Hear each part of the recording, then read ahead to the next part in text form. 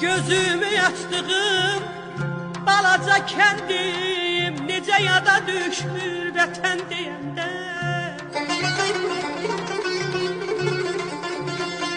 Gözümü açtığım balaca kendim necə yada düşür vətən deyəndə.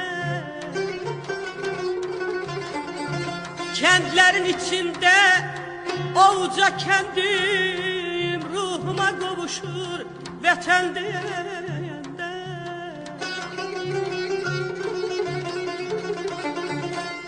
Dumanlı, çiskinli dağ düşünürəm,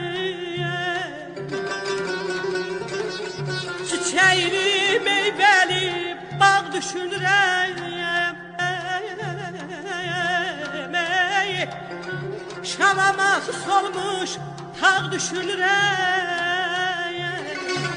Xəyallarım çaşır vətən deyən.